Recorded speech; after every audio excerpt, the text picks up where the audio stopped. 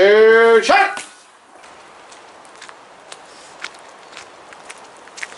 Hello ladies and gentlemen, my name is Joshua Carl Gummer. This is a factual programme about World War I, Life of a Soldier. Hope you enjoy.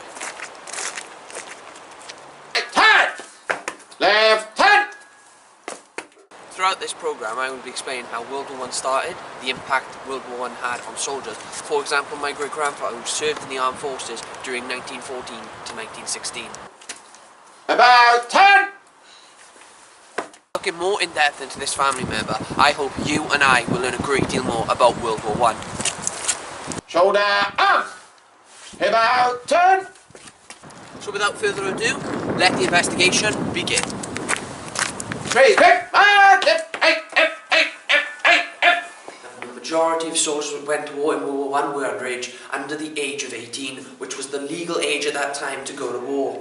So I'm here at Merthyr College to find out what the students here think of this and ask them a few questions. How old do you believe the youngest soldier was during World War I? I'd have to say like 14. I wouldn't know the actual age, but I'd have to say 14.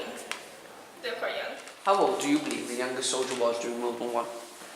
Well, I'm not sure if it was World War I or World War II, but I know that in a lot of, or when people were signing up for the army, a lot of people pretended they were the right age, which was 16 or 18, but they were actually a lot younger than that because they just really wanted to join the army. So there must have been people as young as 12 or 13 actually on the front lines and shooting guns and stuff, which is ridiculous. I know a bit about my great-grandfather, but I'd like to find out more. So can you tell me any general information that you know?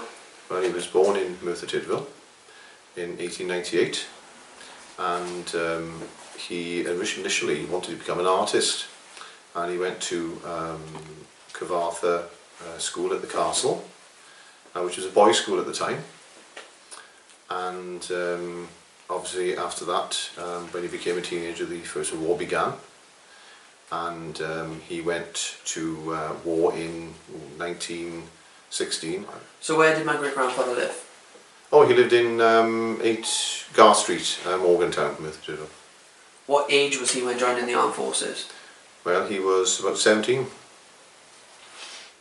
Do you have any documents that could show which relate to my great-grandfather? Yeah, I've still got his original wallet, which is about 100 years old now. It's got a picture of him in the front with the men he served with, most of whom he told me were killed.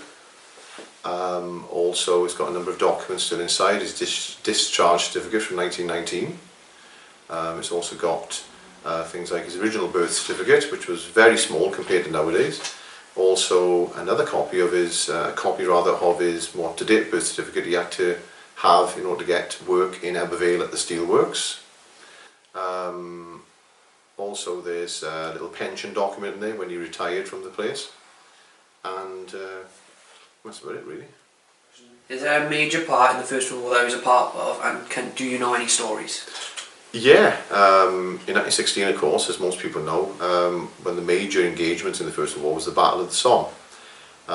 He fought in the Battle of the Somme with the Cheshire Regiment, and he was in the 4th wave, or so he told me, that when he went over the top on that lovely bright summer's day, there were just bodies everywhere from the first couple of waves, and he got hit a few yards in his kneecap apparently.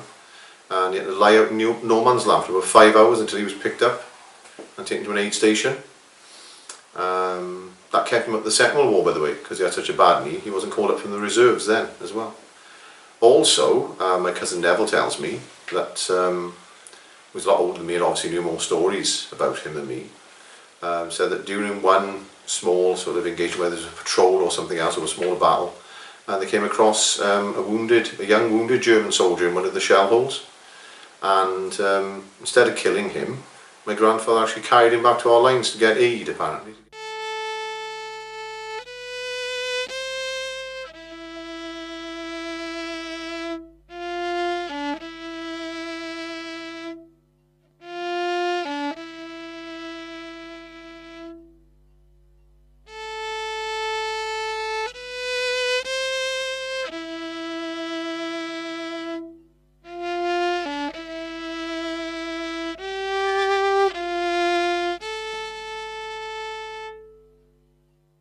If you want to find the Colonel, I know where he is. I know where he is. I know where he is.